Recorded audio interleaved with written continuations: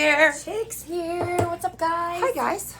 Today we are coming to you with some important information that we have found to be kind of an obstacle, I guess, with teams starting out, and just something we want to make sure that you as new drivers or potential drivers have all of the information so you are prepared when coming on board.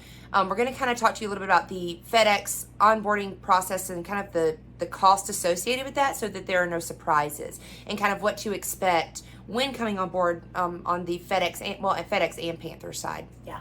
As well, but more information really on the FedEx side. But anyway, we just want to make sure that you have all the information. Kelly's going to give you that information because that's her area of expertise. Yeah.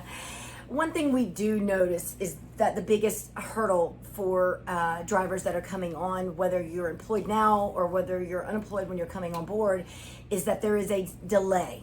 As with any job, when you start one, there's going to be a delay before you get paid.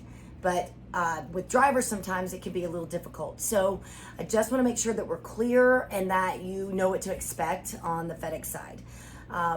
There is some cost associated with classes that you have to take on FedEx side. There is one course that's called a Good Distribution Practices, and it is a driver certification, and therefore the expense for that is the driver's responsibility. So if you're coming on board at FedEx, your upfront cost outside of your travel expenses to come and get the equipment is $156.50, and that's how much that course costs, and you have to take that prior to moving into the truck. And then on the FedEx side, I want to make sure that everybody understands. I mean, we strongly recommend that you have some type of a small nest egg if you are able to the best of your ability when coming on. Because once you move into the truck and run your first load and deliver your first load, as long as your paperwork is sent in immediately there and make sure it's clear, everything is done electronically to submit paperwork on both the Panther and the FedEx side. So you have to make sure you take good photos and that it's accepted and that it's been, received by the carrier, because that's key. Bad paperwork means it doesn't go into processing, which causes another delay. And your mentors, when you come on board, can help you with all of that as well. But please know that on the FedEx side, from the time you deliver your first load, there is a 3-week delay before you will see that first load pay out to you. That is the processing time for FedEx to receive the paperwork, process it on their end, deal with the customer, and get the money to hyfield so that we can then in turn give it to you. I can't do anything about that. That's just the way it is.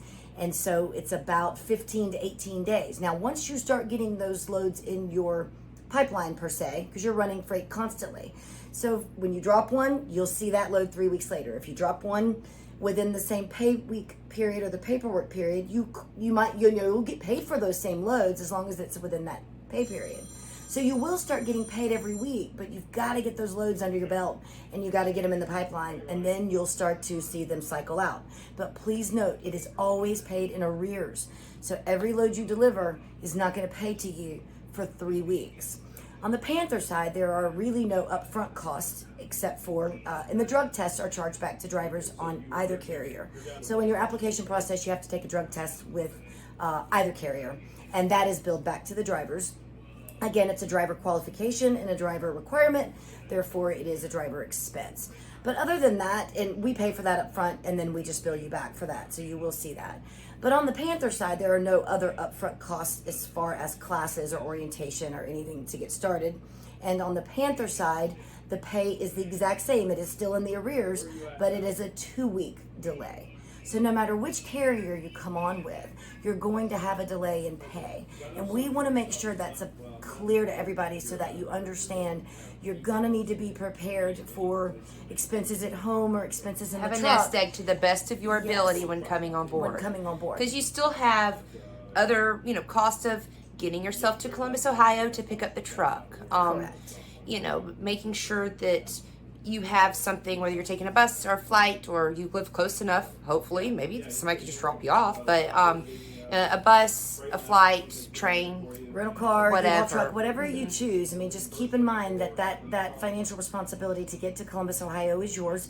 And then you want to make sure you have, you do come with a truck that's equipped with a refrigerator, a freezer, a microwave, outlets if it doesn't have a cooktop, so that you can bring a crock pot or things. So you're going to want to make sure you have money for food and your expenses, laundry and things. So it does require a little bit to get involved, but once we get you running and once we get those loads paying out, you're going to see the relief come.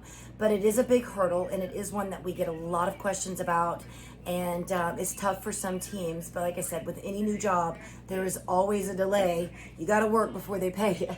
So keep in mind that's how this is. But there is that delay from the carriers, and we just want to make sure that you don't have any questions about that. And if you do have more specific questions than anything we said, please drop us a note or a comment, and we can address them with you individually if you'd like. If you need to talk more about the differences, the other differences between FedEx and Panther, because and saying, okay, FedEx or Panther doesn't hold as long or don't take as long to process, you just want to know the difference between the two carriers, hit us up. Let's talk about that. Yeah, don't let that 1 week be the deciding between which carrier you go, because there are other factors that will make you can decide which carrier is best for you.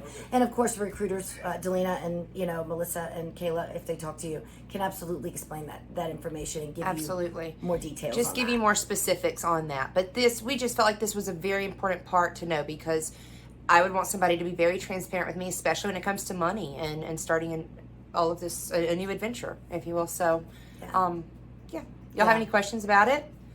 Let us know. Let us know. We'll jump on a call. Yep. I mean, we're always here to help, and we're always here to answer your questions, but we do want to make sure that we're honest and open with you about the upfront costs and what you might need to get started. Hopefully this was helpful. Okay. Bye, guys. Check out.